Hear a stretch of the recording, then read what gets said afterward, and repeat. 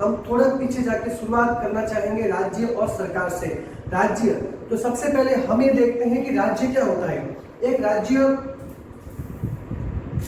कोई भी जो राज्य होता है वो एक निश्चित भूभाग, जब राज्य की डेफिनेशन हम देंगे तो क्या देंगे, एक ऐसा निश्चित भूभाग जिसकी निश्चित सीमाएं हो और जिसके अंदर एक जनसंख्या निवास करती हो, वो राज्य है। लेकिन जब राज्य जो होता है वो एक अमूर्त रूप है, राज्य को जो मूर्त रूप वहां की सरकार देती है, वहां की शासन प्रणाली देती है। तो हम देखते हैं कि जो सरकार शासन प्रणाली वह अंग है जो राज्य को एक मूर्त रूप प्रदान करती है। अब इसके बाद में हम देखते हैं कि सरकार और शासन प्रणाली कितने प्रकार की होती है, उनके कितने प्रकार के अंग होते हैं। तो सरकार और शासन प्रणाली जिसे कह सकते हैं, शासन प्रणाली या सरकार दो प्रकार की होती है, अध्यक्षात्मक और संसदीय शासन प्रणाली। अध्यक्षात्मक शासन प्रणाली के अंतर्गत जो शक्तियां जो होती है वो राष्ट्र के अध्यक्ष में निहित होती है, वही उनको क्रियान्वित करता है। लेकिन संसदीय शासन प्रणाली के अंदर जो शक्तियां जो होती है वो संसद में निहित होती है और ऐसे देखा जाए तो प्रत्यक्ष रूप से वो जनता के हाथों में केंद्रित होती है, क्योंकि जनता ही संसद के अंदर अपने जनप्रतिनिधि को चुन के भेजती है। तो आज हम देखते हैं कि सरकार और शासन प्रणाली के मुख्य अंग 3 हैं और भारत ने संसदीय व्यवस्था को अपनाया। तो भारत ने, हम जानते हैं कि ब्रिटेन से भारत ने संसदीय व्यवस्था को अपनाया है। अब इसके बाद हम देखते हैं कि सरकार के मुख्य 3 अंग होते हैं। सरकार के मुख्य 3 अंग होते हैं, व्यवस्थापिका,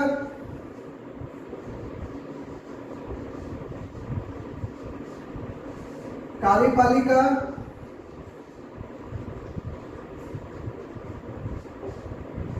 और न्यायपालिका।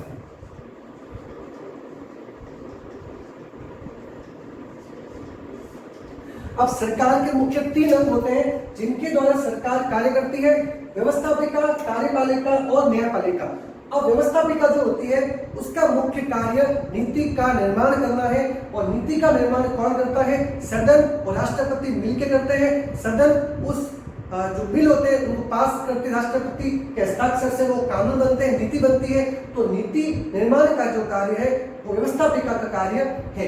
इसके पश्चात नीति का क्रियान्वयन का जो कार्य होता है वो कार्यपालिका का कार्य होता है। और कार्यपालिका के अंदर राष्ट्रपति, प्रधानमंत्री, मंत्रिपरिषद, समस्त सचिवालय जो होता है पूरा आता है। और संवैधानिक, ये जो कार्यपालिका जो होती है 2 प्रकार की होती है, स्थायी कार्यपालिका और अस्थायी कार्यपालिका। अब जो स्थायी कार्यपालिका के अंतर्गत जो वहां के सरकारी कर्मचारी हैं वो आते हैं, और अस्थायी कार्यपालिका जो होती है वो मंत्रिपरिषद होती है। इसके बाद होती है न्यायपालिका। न्यायपालिका जो नीति बनती है उसकी समीक्षा करती है कि वो नीति संविधान की पालना करती है या नहीं करती है। न्यायपालिका के अंतर्गत देश का एकीकृत न्यायालय आता है, जो सर्वोच्च न्यायालय, उच्च न्यायालय और उसके अधीनस्थ न्यायालय होते हैं। तो हम पहले हमने देखा सरकार के मुख्य 3 अंग, व्यवस्थापिका, कार्यपालिका और न्यायपालिका। अब आज हम इस अंग में से जिस एक टॉपिक की बात करते हैं वो है कार्यपालिका। कार्यपालिका का ही एक अंग है राष्ट्रपति। तो राष्ट्रपति की बात करते हैं आज। राष्ट्रपति जो होता है वो राष्ट्र का संवैधानिक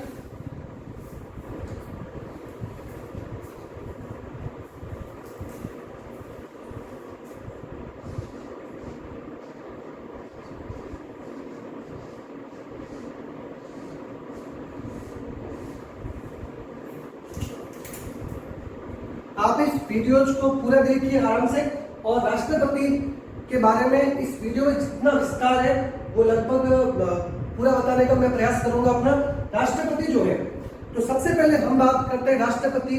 राष्ट्रपति राष्ट्र का प्रथम नागरिक, राष्ट्र का संवैधानिक प्रमुख होता है। राष्ट्र के समस्त जो कार्य किए जाते हैं उसके नाम से किए जाते हैं। तो राष्ट्र का संविधान के अनुसार राष्ट्र का जो प्रमुख होता है वो राष्ट्रपति होता है। इसीलिए राष्ट्रपति जो होता है कार्यपालिका का संवैधानिक प्रमुख होता है। तो कार्यपालिका जो होती है उसका संवैधानिक प्रमुख जो होता है, संवैधानिक प्रमुख, कार्यपालिका का संवैधानिक प्रमुख जो होता है वो राष्ट्रपति होता है। और वास्तविक कार्यपालिका प्रमुख, वास्तविक कार्यपालिका जो प्रमुख होती है वो मंत्रिपरिषद होती है। राष्ट्रपति और मंत्री परिषद। अब इस प्रकार राष्ट्रपति जो होता है वो नाम मात्र का प्रमुख होता है, उसके पास में कुछ विवेकाधीन शक्तियों के अतिरिक्त सारा कुछ राष्ट्रपति मंत्री परिषद की सलाह के आधार पर ही कर सकता है। तो राष्ट्रपति, इसके पश्चात राष्ट्रपति की योग्यता, राष्ट्रपति का शक्तियां, राष्ट्रपति के कर्तव्य क्या है, तो वो पढ़ते हैं हम। तो राष्ट्रपति, सबसे पहले देखते हैं राष्ट्रपति बनने की योग्यता क्या क्या है। तो राष्ट्रपति के प्रत्येक बिंदु पर हम चर्चा करेंगे। सबसे पहले हम ये देखते हैं कि राष्ट्रपति बनने की योग्यता। तो योग्यता की बात करते हैं तो राष्ट्रपति बनने के लिए जो योग्यताएं हैं, भारत का नागरिक,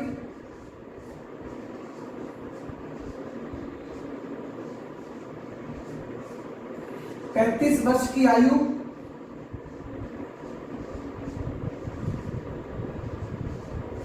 किसी भी लाभ के पद पर कोई मंत्री, सरकारी कर्मचारी न रहा हो, किसी भी लाभ के पद पर न रहा हो,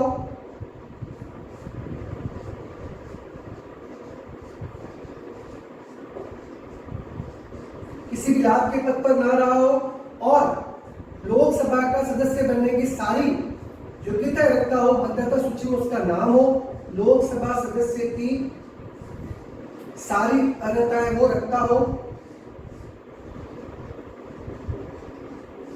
इसके अतिरिक्त मानसिक रूप से पागल घोषित ना हो।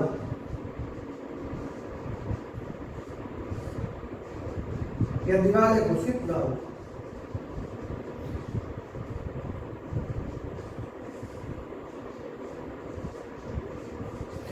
राष्ट्रपति की जो योग्यता है, राष्ट्रपति बनने के लिए भारत का नागरिक होना, 35 वर्ष की आयु पूर्ण कर चुका हो, किसी भी लाभ के पद पर नहीं होना चाहिए, लोकसभा सदस्य बनने की सारी योग्यता उसमें होनी चाहिए, मतदाता सूची में उसका नाम होना चाहिए किसी, और मानसिक रूप से शिक्षित या दिवाले घोषित न हो।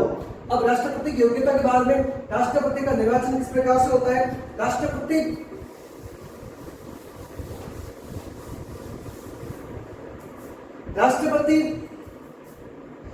का जो नामांकन होता है उसमें 50 प्रस्तावक और 50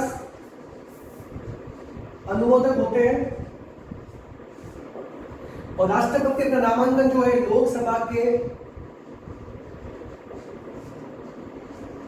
लोकसभा के महासचिव को अपना नामांकन प्रस्तुत करता है। लोकसभा के महासचिव का नामांकन प्रस्तुत करता है। राष्ट्रपति को प्रचार के लिए 14 दिन का समय दिया जाता है।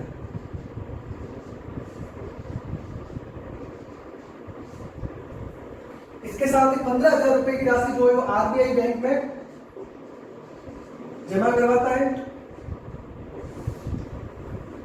अब राष्ट्रपति चुनाव में अगर 1/6 से कम मत मिलने पर यह जो होती है वो जमानत रकम जमा हो जाती, जब्त हो जाती है कम मत मिलने पर। तो हम बिंदुवार अध्ययन करेंगे इस पूरे का। मिलने पर जमानत जब्त हो जाती है। अब राष्ट्रपति का नामांकन जो होता है उसके 50 प्रस्तावक, 50 अनुमोदक होते हैं। 15,000 रुपए की राशि होती है वो आरबीआई बैंक में जमा होती है। लोकसभा के महासचिव को राष्ट्रपति नामांकन प्रस्तुत करता है और 14 दिन का उसको समय दिया जाता है प्रचार के लिए। 1/6 से कम मत मिलने पर उसकी जमानत राशि वहां से जब्त हो जाती है। तो इसके बाद में नामांकन के पश्चात राष्ट्रपति का जो निर्वाचन होता है वो एक निर्वाचक मंडल के द्वारा होता है। निर्वाचक मंडल। अब निर्वाचक मंडल और निर्वाचन की जो प्रणाली है उसके बारे में बात करते हैं। राष्ट्रपति का जो निर्वाचन होता है वो निर्वाचक मंडल के द्वारा होता है। निर्वाचक मंडल एक ऐसा मंडल होता है जिसमें संसद के सदस्य होते हैं। संसद के सदस्य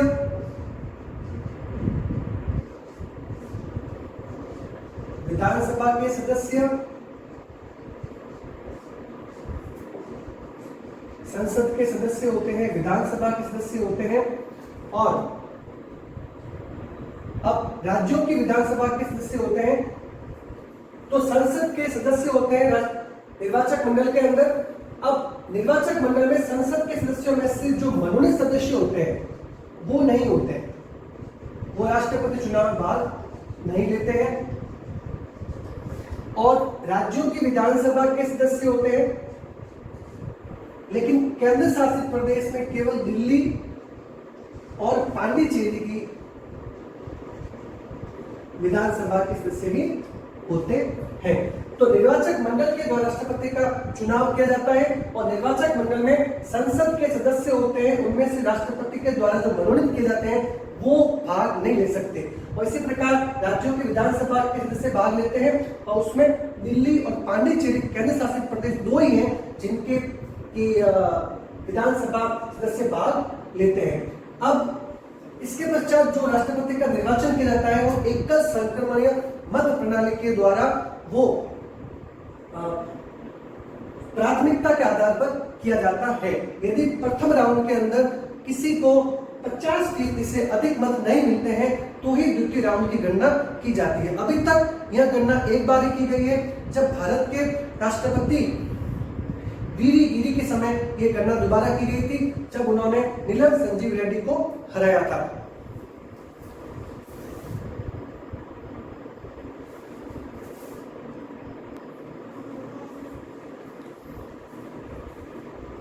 अब इसके पश्चात विधानसभा सदस्य के मत का मूल्य और संसद सदस्य के मत का मूल्य क्या होता है, उनके मत के मूल्य के आधार पर राष्ट्रपति का चुनाव किया जाता है। तो सबसे पहले देखते हैं कि विधानसभा सदस्य के मत का मूल्य। विधानसभा सदस्य के मत का मूल्य ये राज्य की जनसंख्या में विधानसभा सदस्यों की संख्या और उनके भागफल में 1000 का भाग देने पर विधानसभा के एक सदस्य के मत का मूल्य आता है। राजस्थान में 1971 की जनसंख्या के आधार पर विधानसभा के एक मत का मूल्य 129 है। इसी प्रकार हम देखते हैं कि सर्वाधिक किस राज्य के विधानसभा सदस्य का मूल्य सर्वाधिक है, तो उत्तर प्रदेश राज्य की विधानसभा सदस्य का मत मूल्य सर्वाधिक है और सिक्किम राज्य की विधानसभा सदस्य का मत मूल्य सबसे कम है। इस प्रकार लोग अब बात करते हैं सांसद के मत मूल्य किस प्रकार निकाला जाता है। सांसद का मत मूल्य निकालने के लिए समस्त राज्यों की विधानसभा सदस्यों के मत मूल्यों का जो योग होता है उसमें समस्त सांसदों की संख्या का भाग दिया जाता है। तो सांसद का जो मत मूल्य होता है, सांसद का मत मूल्य समस्त विधानसभा के मत मूल्य का योग सांसदों की संख्या। हमारे देश में एक सांसद का मत मूल्य जो है वो 708 है। अब निर्वाचन के बाद में आगे हम बात करते हैं राष्ट्रपति का जब निर्वाचन हो जाता है तो राष्ट्रपति को शपथ, अब निर्वाचन के बाद में बात आती है शपथ की। राष्ट्रपति को शपथ सर्वोच्च न्यायालय के मुख्य न्यायाधीश के द्वारा दिलवाई जाती है और उसकी अनुपस्थिति में वरिष्ठ न्यायाधीश के द्वारा दिलवाई जाती है। तो सुप्रीम कोर्ट,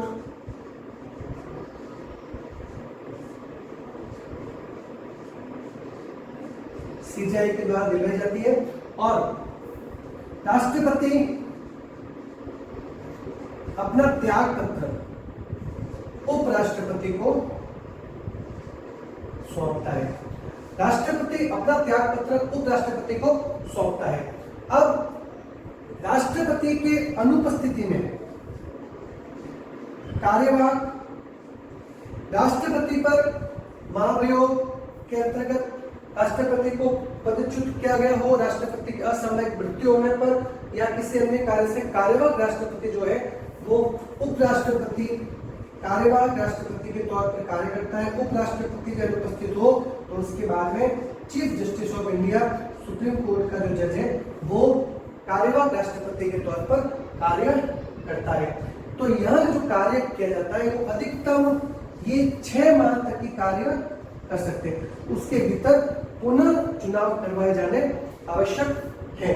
तो राष्ट्रपति के इसके पश्चात राष्ट्रपति, आगे बात करते हैं राष्ट्रपति का कार्यकाल। राष्ट्रपति का जो कार्यकाल होता है वो 5 वर्ष का होता है। भारत के संविधान में राष्ट्रपति को कितनी बार चुना जाएगा इसके बारे में कोई उपपद नहीं है। तो राष्ट्रपति का जो कार्यकाल होता है,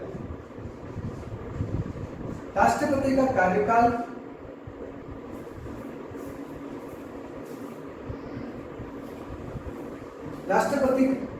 राष्ट्रपति का कार्यकाल 5 वर्ष का होता है और राष्ट्रपति 1 से अधिक बार निर्वाचित हो सकता है, लेकिन सामान्य परंपरा के अनुसार भारत के संविधान में आज तक राष्ट्रपति 2 बार निर्वाचित हुए हैं।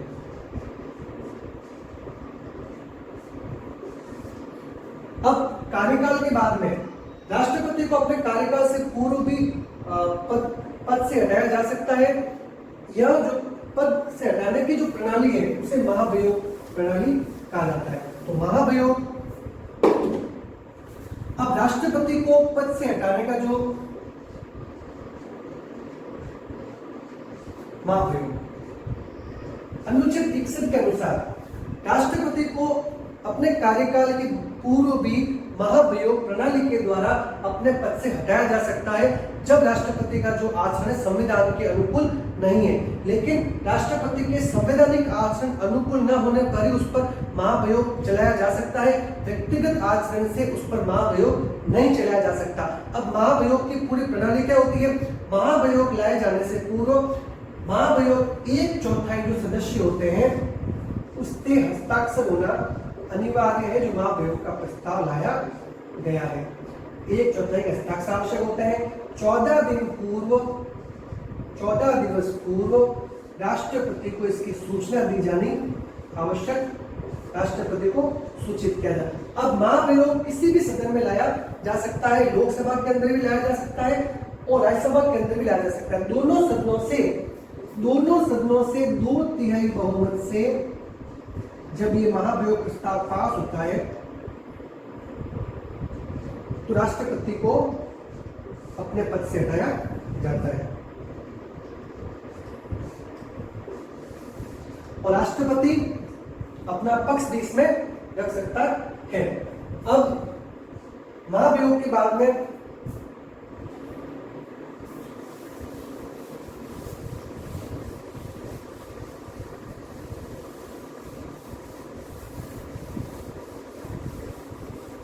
राष्ट्रपति के कार्य,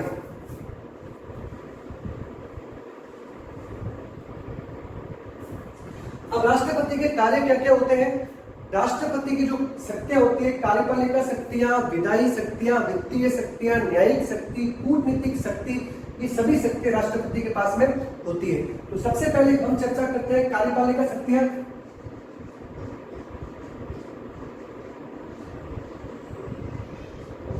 कार्यपालिका शक्तियां, अब कार्यपालिका शक्तियों में आम चुनाव के बाद में जिस दल को सर्वाधिक जो बड़ा दल होता है उसको सरकार बनाने का न्योता देता है, उसके पश्चात राष्ट्रपति प्रधानमंत्री की नियुक्ति, मंत्रियों की नियुक्ति करता है और साथ ही जो कानूनी आयोग और संवैधानिक आयोग है उनके मुख्य पदों और सदस्यों की नियुक्ति राष्ट्रपति के द्वारा की जाती है।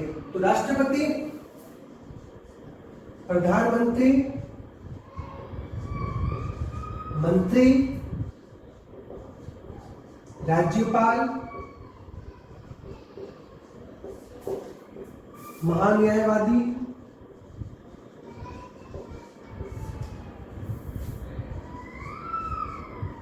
संघीय लोक सेवा आयोग के सदस्य,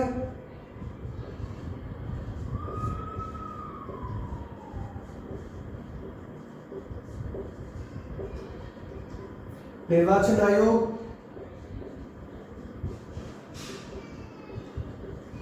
वित्त आयोग,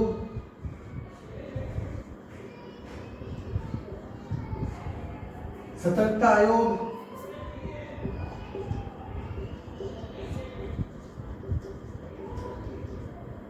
सूचना आयोग। तो ये जो कानूनी और इसके अतिरिक्त राजदूत, जो भारत के दूसरे राज्यों में राजदूत,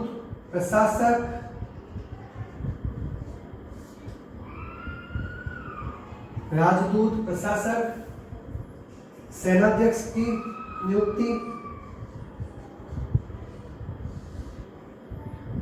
सुप्रीम कोर्ट के जज, सीजेआई, अन्य न्यायाधीश, उच्च न्यायालय के न्यायाधीश, अन्य न्यायाधीशों की नियुक्ति भी राष्ट्रपति के द्वारा की जाती है। तो कार्यपालिका शक्ति के अंतर्गत प्रधानमंत्री, मंत्री, राज्यपाल, महान्यायवादी और जो राज्य के संवैधानिक आयोग और कानूनी आयोग है उनके अध्यक्षों, सदस्यों की नियुक्ति की जाती है। कार्यपालिका शक्ति के बाद में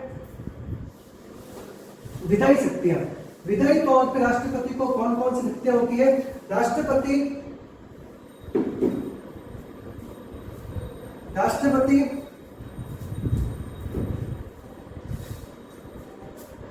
सदन से संबंधित जो शक्ति होती है विधायी शक्ति। विधायी शक्ति जो है वो राष्ट्रपति जो है वो सबसे पहले सदन का छत्रावसान करता है, सदन को आहूत करता है, सदन की शुरुआत में उसका उद्घाटन, अभिभाषण देता है और फिर धन्यवाद प्रस्ताव जो है सदस्यों की ओर से पारित किया जाता है। तो राष्ट्रपति की विधायी शक्तियां क्या क्या होती है? तो सदन का सत्रावसान करता है, सदन को आहूत करता है, उद्घाटन, अभिभाषण देता है, इसके अतिरिक्त जब सदन में किसी विधेयक के लेकर दोनों सदनों के अंदर विवाद हो या एक विधेयक दूसरे सदन के अंदर लंबे समय तक पास ना हो तो उन दोनों सदन की संयुक्त बैठक को बुलाता है। यह संयुक्त बैठक धन विधेयक के मामले में नहीं बुलाई जा सकती क्योंकि धन विधेयक में लोकसभा को प्राथमिकता होती है। तो संयुक्त बैठक बुलाता है जिसकी अध्यक्षता जो है वो संयुक्त बैठक बुलाता है, इसकी अध्यक्षता लोकसभा अध्यक्ष के द्वारा की जाती है। अभी तक संयुक्त बैठक 3 बार बुलाई गई है और एक सदस्य अटल बिहारी वाजपेयी एक ऐसे सदस्य थे तीनों संयुक्त बैठक के अंदर उपस्थित थे। अटल बिहारी वाजपेयी जो थे वो तीनों संयुक्त बैठक के अंदर उपस्थित थे। ठीक है। और इसके पश्चात कोई भी विधेयक तब तक कानून नहीं माना जाता जब तक राष्ट्रपति के उस पर हस्ताक्षर नहीं होते हैं। इसमें इसीलिए राष्ट्रपति को किसी विधेयक पर हस्ताक्षर करने से पूर्व राष्ट्रपति के पास में 3 प्रकार की शक्ति है। या तो विधेयक को वो हस्ताक्षर कर सकता है, या विधेयक को हस्ताक्षर नहीं करता है उसको रोक सकता है। तो इस प्रकार की शक्ति राष्ट्रपति के पास में होती है वो वीटो की शक्ति होती है और यह शक्ति 3 प्रकार की होती है। जब राष्ट्रपति के पास में कोई विधेयक हस्ताक्षर के लिए आता है तो उसके पास में स्थिति या तो उस पर साइन कर सकता है या वो साइन नहीं करेगा या उसको विचार के लिए रख सकता है। तो यह शक्ति 3 प्रकार की होती है। उसको शक्तियों को 3 प्रकार के वीटो होते हैं। एक वीटो पावर जो होता है अत्यंतिक वीटो, दूसरा वीटो है निलंबनकारी वीटो और तीसरा वीटो है पॉकेट वीटो।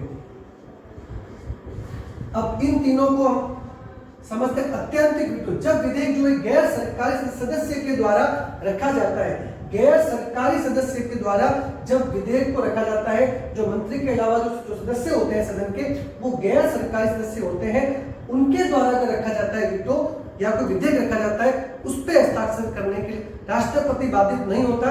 राष्ट्रपति उस पर चाहे हस्ताक्षर न करे तो अत्यंत वीटो होता है। लेकिन निलंबनकारी वीटो जो होता है वो मंत्रिपरिषद के द्वारा, मंत्री के द्वारा रखा जाता है और उस पर राष्ट्रपति हस्ताक्षर करने के लिए बाध्य है। एक बार केवल पुनर्विचार के लिए भेज सकता है, लेकिन दूसरी बार उसको हस्ताक्षर करने पड़ते हैं। और पॉकेट वीटो जो होता है वो लंबे समय तक उसको रख सकता है। तो ज्ञानी जैन सिंह ने डाक विधेयक के ऊपर पॉकेट वीटो का प्रयोग किया था। अब वीटो विधायी शक्ति, इसके अलावा राष्ट्रपति आम चुनाव के बाद में शपथ दिलाने के लिए प्रोटेम स्पीकर की नियुक्ति भी करता है।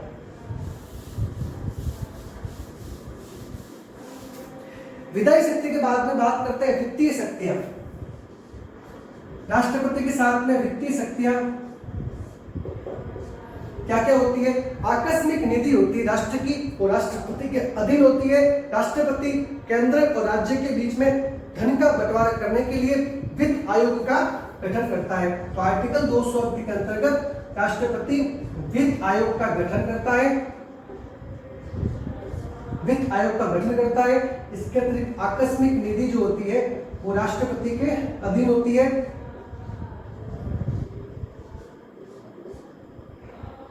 बजट जो होता है इसकी ओर से वित्त मंत्री के द्वारा प्रस्तुत किया जाता है। जब देश की वित्तीय साख खतरे में हो तो राष्ट्रपति मंत्री परिषद की सिफारिश के आधार पर वित्तीय आपातकाल भी लगा सकता है। और वित्तीय शक्तियों के बाद में धन विधेयक प्रस्तुत किए जाने से पूर्व राष्ट्रपति की सहमति आवश्यक है।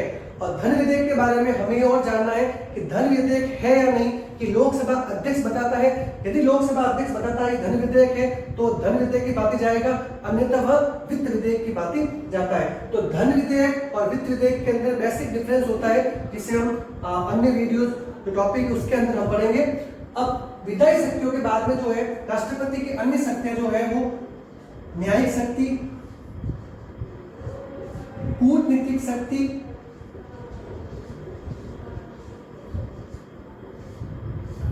आपातकालीन शक्तियां,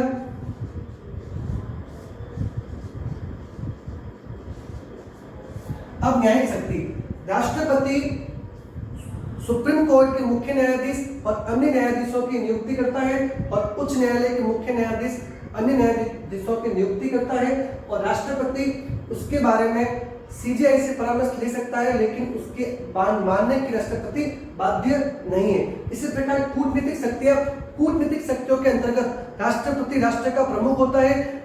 राष्ट्र का नेतृत्व अन्य देशों के राष्ट्रपति के द्वारा किया जाता है। सभी संधि समझौते पर राष्ट्रपति के हस्ताक्षर किए जाते हैं, लेकिन वो मंत्री परिषद की सलाह पर किए जाते हैं। और इसके राष्ट्रपति जो प्रशासक होते हैं और राजदूत होते हैं उनकी नियुक्ति अन्य देशों में राष्ट्रपति के द्वारा की जाती है। और राष्ट्रपति, इसके अतिरिक्त राष्ट्रपति की शक्तियां, राष्ट्रपति तीनों सेनाध्यक्षों की नियुक्ति करता है और स्वयं राष्ट्रपति कमांडर होता है। राष्ट्रपति युद्ध की घोषणा करता है और शांति की घोषणा राष्ट्रपति के द्वारा की जाती है। राष्ट्रपति सर्वोच्च सेनापति होता है। अब राष्ट्रपति की शक्तियों में से जो सबसे महत्वपूर्ण शक्ति राष्ट्रपति की होती है वो होती है आपातकालीन शक्ति। इसमें राष्ट्रपति को विधेयक के तौर पर कुछ शक्ति मिल जाती है। तो आपातकालीन जो शक्ति राष्ट्रपति की होती है, तो हम इस आपातकालीन शक्ति को, आपातकाल का जो टॉपिक है उसके तौर पे भी इसको पढ़ेंगे, तो आपका ये टॉपिक जो है आपातकाल का, वो साथ में कवर हो जाएगा। तो सबसे पहले बात करते हैं आपातकाल की। आपातकाल 3 प्रकार का होता है: अनुच्छेद 352, अनुच्छेद 356 और अनुच्छेद 360। अब अनुच्छेद 352 जो है उसको राष्ट्रीय आपातकाल,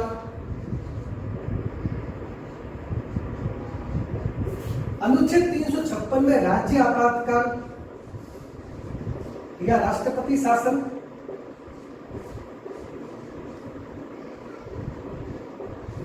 राष्ट्रपति शासन,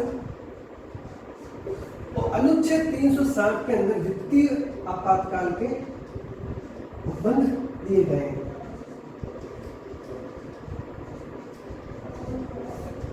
तो अनुच्छेद 352 के अंदर राष्ट्रीय आपातकाल, अनुच्छेद 356 के अंदर राज्य आपातकाल, राष्ट्रपति शासन, अनुच्छेद 360 के अंदर द्वितीय आपातकाल के उपबंध संविधान में दिए गए हैं। तो पहले हम चर्चा करते हैं राष्ट्रीय आपातकाल। राष्ट्रीय आपातकाल जो है वो अनुच्छेद 352 के अंतर्गत राष्ट्रीय आपातकाल के बारे में बताया गया है। तो राष्ट्रीय आपातकाल जो है वो बाह्य आक्रमण या आंतरिक अशांति के समय राष्ट्रपति के द्वारा राष्ट्रीय आपातकाल की घोषणा की जाती है। तो राष्ट्रीय आपातकाल की घोषणा कब की जाती है? बाह्य आक्रमण और आंतरिक अशांति के समय राष्ट्रपति के द्वारा राष्ट्रीय आपातकाल की घोषणा की जाती है। अब 1971 से पूर्व ये जो घोषणा की जाती थी वो मंत्रिपरिषद की मौखिक सहमति के आधार पर भी कर दी जाती थी। इसीलिए 1971 में इसे बदल दिया गया और मंत्रिपरिषद की लिखित सहमति के आधार पर ही, कैबिनेट की लिखित सहमति के आधार पर ही, लिखित सहमति के आधार पर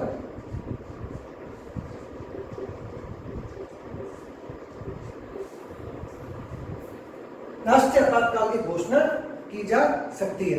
अब राष्ट्रपति के द्वारा ये जो घोषणा की जाती है यह अधिकतम 1 माह के लिए की जाती है। इस 1 माह के अंदर, इस 1 माह खत्म होने से पूर्व सदन के द्वारा 2/3 बहुमत से इसका अनुमोदन किया जाना आवश्यक है, अन्यथा यह जो आपातकाल घोषणा है वो समाप्त हो जाती है। और यह अनुमोदन करने के बाद में अधिकतम 6 महीने के लिए इसका अनुमोदन कर सकता है और सदन 6 महीने करके इसके अनंत काल तक के लिए आगे बढ़ाया जा सकता है। अब जो राष्ट्र 1 माह के लिए घोषणा की जाती है और उसके बाद में 2/3 बहुमत से सदन अनुमोदन करके 6 माह करके अनंत काल तक इसको आगे बढ़ाया जा सकता है। अब राष्ट्रपति शासन कैबिनेट की सिफारिश के आधार पर राष्ट्रपति के द्वारा किसी भी समय वापस ले लिया जाता है और राष्ट्रपति शासन अगर इसका अनुमोदन नहीं हो तो राष्ट्रीय आपातकाल जो है वो समाप्त हो जाता है। इसके पश्चात अब इस पर राज्यों की स्थिति क्या होती है और मौलिक अधिकारों की स्थिति क्या होती है? राष्ट्रीय आपातकाल के समय 20-21 अनुच्छेद मौलिक अधिकार को छोड़ के समस्त मौलिक अधिकार हुए समाप्त हो जाते हैं और अनुच्छेद 19 जो है वो सबसे पहले समाप्त हो जाता है। इसके अतिरिक्त वो निलंबित हो जाती है और राज्य की सरकार जो है वो सीधा केंद्र के हाथ में आ जाती है। राज्य का जो बजट है वो भी संघीय केंद्र के द्वारा बनाया जाता है। राष्ट्रपति शासन, राष्ट्रीय आपातकाल के बाद में अगला टॉपिक है राष्ट्रपति शासन, राज्य आपातकाल। राज्य के अंदर जब संवैधानिक रूप से शासन न हो रहा हो तो राज्यपाल उसकी सूचना राष्ट्रपति को देता है और राज्यपाल संवैधानिक रूप से शासन न हो तो इसकी जानकारी राष्ट्रपति को देता है और राष्ट्रपति कैबिनेट की सिफारिश के आधार पर राज्य में राष्ट्रपति शासन लगाता है। अब राष्ट्रपति शासन लगने पर जो विधानसभा जो होती है वो निलंबित होती है, वो कभी भंग नहीं होती क्योंकि इसे न्यायालय के अंदर प्रश्नगत किया जा सकता है। तो विधानसभा निलंबित हो जाती है और विधानसभा की शक्तियां जो है वो राष्ट्रपति के पास में आ जाती है। राष्ट्रपति राज्यपाल के माध्यम से राज्य का प्रशासन चलाया जाता है। उस समय मुख्य सचिव जो है वो राज्यपाल का परामर्शदाता बन जाता है और इसका जो केंद्रीय बजट, राज्य का बजट जो है वो केंद्रीय संसद के अंदर रखा जाता है और वहां से पास करवाया जाता है। अब राज्य आपातकाल के समय मौलिक अधिकार जो होता है उनका विघटन नहीं होता है। अब यहाँ जो राज्य आपातकाल होता है वो शुरुआत में 2 माह के लिए लगाया जाता है और उसी प्रकार 2 माह के अंदर उसका अनुमोदन करवाया जाना अनिवार्य है और 6 माह करके उसको अधिकतम 3 वर्ष तक 6 माह कर अधिकतम 3 वर्ष तक इसको बढ़ाया जा सकता है। 3 वर्ष से अधिक बढ़ाने के लिए इसमें संविधान में संशोधन किया जाना जरूरी है। और सबसे जो पंजाब के अंदर सबसे पहला राज्य आपातकाल लगाया गया था और सबसे लंबा राज्य आपातकाल जो है वो राष्ट्रपति शासन जो है वो पंजाब के अंदर लगाया गया और सबसे कम राष्ट्रपति शासन कर्नाटक के अंदर लगाया गया है। अब राष्ट्रपति शासन कैबिनेट की मंजूरी के बाद में राष्ट्रपति चाहे तो समाप्त कर सकता है और अनुमोदन नहीं हो इसका तो यह पहले भी समाप्त हो जाता है। इसके बाद में बात करते हैं वित्तीय आपातकाल अनुच्छेद 360 की। जब राष्ट्रपति को लगता है कि देश की वित्तीय साख खतरे में है तो राष्ट्रपति कैबिनेट की सिफारिश के आधार वित्तीय आपातकाल की घोषणा करता है। वित्तीय आपातकाल की घोषणा होने पर राज्य का जो बजट होता है वो केंद्र के द्वारा पारित किया जाता है और समस्त राष्ट्र के जो खर्चे होते हैं उसमें कटौती की जाती है। तो राष्ट्रपति के ये शक्तियां होने के बाद में राष्ट्रपति से संबंधित भारत के आज तक कौन से राष्ट्रपति रहे उनके बारे में चर्चा करते हैं। डॉक्टर राजेंद्र प्रसाद भारत के तो बात करते हैं भारत के जो अभी तक राष्ट्रपति रहे। भारत के अभी तक रामनाथ कोविंद जो है भारत के 15 राष्ट्रपति हैं कार्यकाल की दृष्टि से और व्यक्ति की दृष्टि से वो देश के 14वें राष्ट्रपति हैं क्योंकि डॉक्टर राजेंद्र प्रसाद जो है 2 बार निर्वाचित हुए। तो हम भारत की आजादी से लेके आज तक राष्ट्रपति रहे उनका अध्ययन करते हैं। तो डॉक्टर राजेंद्र प्रसाद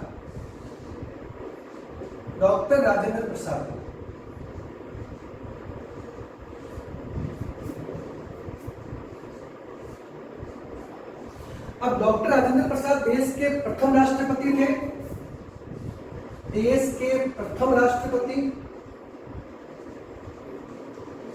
फिर सर्वाधिक समय इसके पश्चात एक बार मनोनीत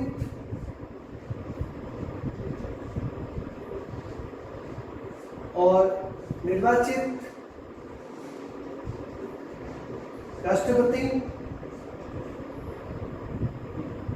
डॉक्टर राजेंद्र प्रसाद प्रथम राष्ट्रपति, सर्वाधिक समय तक रहे, एक बार मनोनीत और निर्वाचित राष्ट्रपति थे। डॉक्टर राजेंद्र प्रसाद के बाद में 1962 से लेके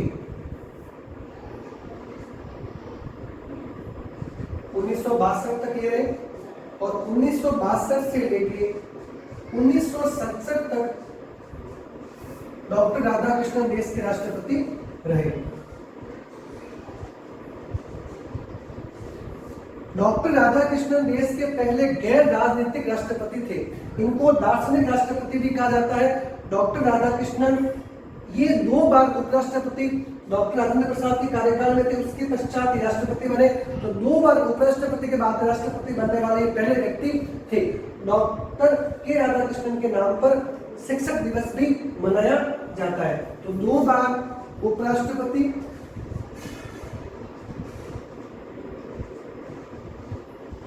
और 1 बार राष्ट्रपति थे।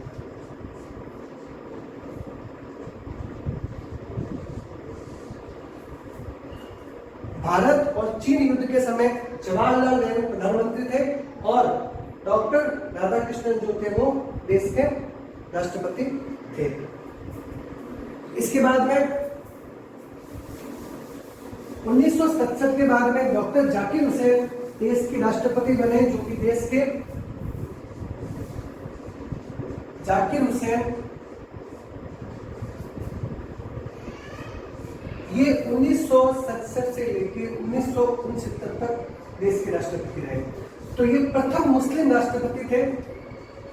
यह प्रथम मुस्लिम राष्ट्रपति जो तथ्य इनसे जुड़े हुए हैं। सबसे कम कार्यकाल इनका रहा।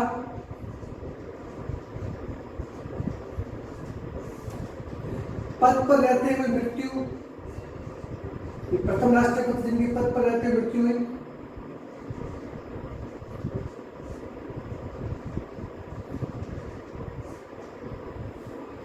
इसके पश्चात डॉक्टर जाकिर हुसैन की मृत्यु के पश्चात ये एक ऐसे राष्ट्रपति थे जो राज्यपाल, उपराष्ट्रपति, राष्ट्रपति तीनों रहे थे। तो ये राज्यपाल भी रहे, उपराष्ट्रपति भी रहे और राष्ट्रपति भी रहे। अब डॉक्टर जाकिर हुसैन जब राष्ट्रपति थे उस समय उपराष्ट्रपति जो थे वो वीवी गिरी थे। जाकिर हुसैन की राष्ट्रपति पद पर असामयिक मृत्यु होने पर वीवी गिरी को कार्यवाहक राष्ट्रपति बनाया गया, लेकिन वीवी गिरी ने बाद में राष्ट्रपति चुनाव में भाग लेने के लिए उपराष्ट्रपति पद से त्याग पत्र दे दिया। इसीलिए सुप्रीम कोर्ट के मुख्य न्यायाधीश हिदायतुल्लाह देश के कार्यवाहक राष्ट्रपति बने। तो इसके बाद में वीवी गिरी कार्यवाहक राष्ट्रपति बने और वीवी गिरी के बाद में हिदायतुल्लाह कार्यवाहक राष्ट्रपति बने। ये पहले सुप्रीम कोर्ट जज थे जो कार्यवाहक राष्ट्रपति बने और इनके कार्यवाहक राष्ट्रपति सबसे कम समय तक के कार्यवाहक राष्ट्रपति रहे।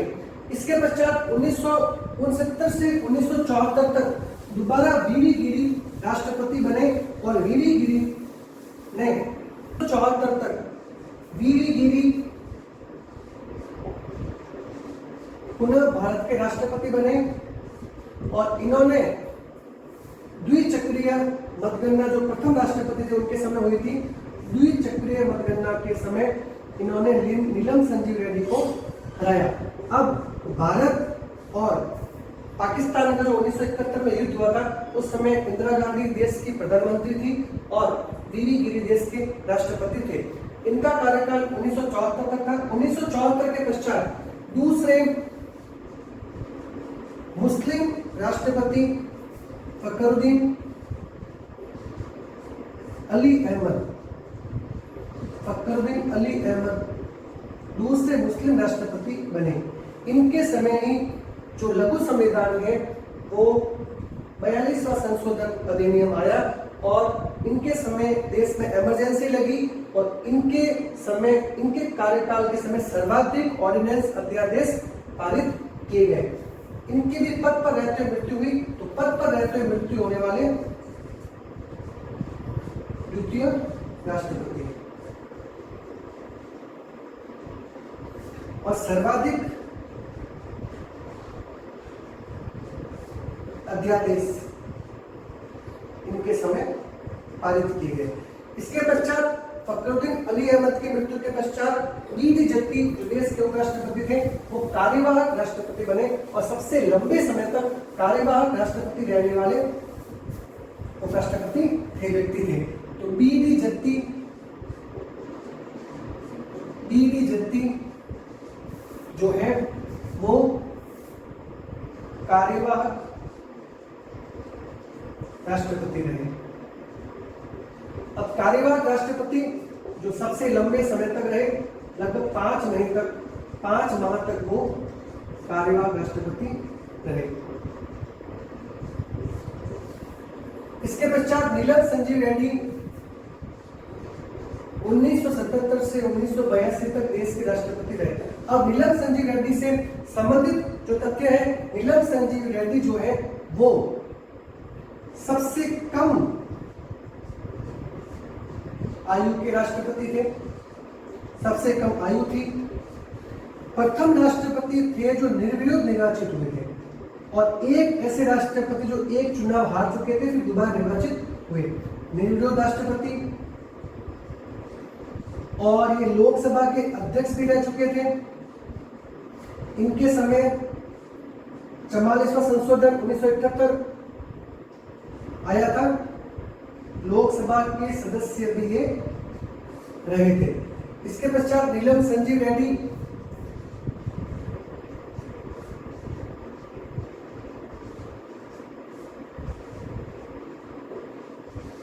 तो नीलम संजीव रेड्डी सबसे कम आयु के राष्ट्रपति थे, प्रथम निर्विरोध राष्ट्रपति थे और लोकसभा के सदस्य भी रहे थे और नीलम संजीव रेड्डी जो है वो एक बार नीलगिरी से चुनाव राष्ट्रपति का चुनाव हारे थे, दूसरी बार राष्ट्रपति बने। इसके पश्चात 1982 से लेकर 1987 तक ज्ञानी जेल सिंह राष्ट्रपति रहे। तो 1982 से लेके 1987 तक पंजाब के मुख्यमंत्री जो थे ज्ञानी जेल सिंह राष्ट्रपति रहे। ज्ञानी जेल सिंह सबसे कम पढ़े लिखे राष्ट्रपति थे, सबसे कम पढ़े लिखे राष्ट्रपति थे। ये अवकाश लेने वाले पहले राष्ट्रपति से सबसे कम पढ़े लिखे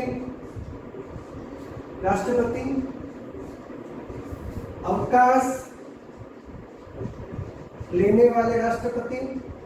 और जब इन्होंने अवकाश लेने वाले राष्ट्रपति गुटनिरपेक्ष की अध्यक्षता की थी इन्होंने। 1986 में डाक विधेयक पर इन्होंने पॉकेट वीटो का प्रयोग किया था। तो 1986 में डाक विधेयक पर पॉकेट वीटो का प्रयोग किया था। और इसके पश्चात 1987 से लेके 1992 तक वेंकटरमण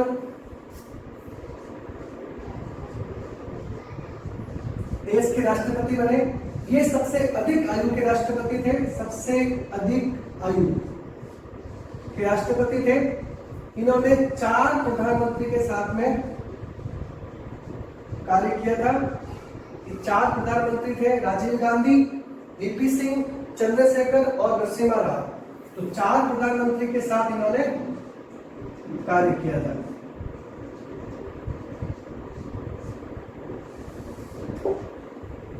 इसके पश्चात 1992 से लेके 1997 तक शंकर दयाल शर्मा राष्ट्रपति बने। इन्होंने भी 4 प्रधानमंत्रियों का कार्यकाल था। ये 4 प्रधानमंत्री अटल बिहारी नरसिम्हा राव, देवेगौड़ा, अटल बिहारी वाजपेयी और इंद्र कुमार गुजराल। इसके पश्चात 1997 से 2002 तक राष्ट्रपति रहे प्रथम दलित राष्ट्रपति के.आर. नारायण। 1992 से लेके 97 से लेके 2002 तक के.आर. नारायण जो भारत के उच्चायुक्त रह चुके थे,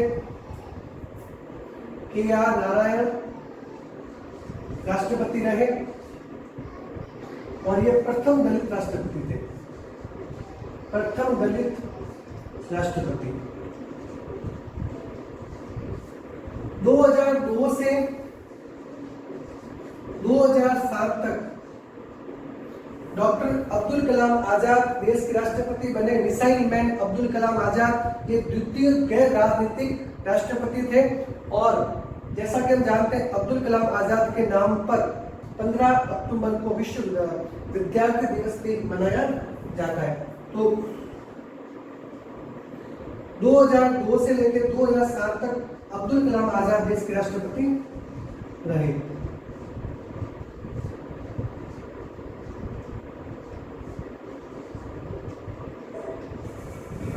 दो 2007 से 2012 तक श्रीमती प्रतिभा देवी सिंह पाटिल देश की प्रथम महिला राष्ट्रपति निर्वाचित हुई, जो कि राज्यपाल रह चुकी थी। प्रतिभा देवी सिंह पाटिल प्रथम महिला राष्ट्रपति और प्रतिभा देवी सिंह पाटिल सर्वाधिक समाधान देने वाली राष्ट्रपति थी।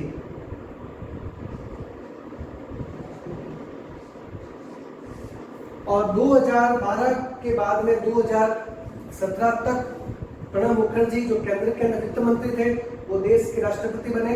और प्रणब मुखर्जी के पश्चात वर्तमान राष्ट्रपति रामनाथ कोविंद जो अब देश के राष्ट्रपति हैं। तो राष्ट्रपति के बारे में जो मुख्य तथ्य थे वो मेरे द्वारा आपको बताए गए हैं। आपको ये वीडियो कैसा लगा इसको सब्सक्राइब कीजिए और शेयर कीजिए, लाइक कीजिए, कमेंट बॉक्स में कमेंट कीजिए। धन्यवाद।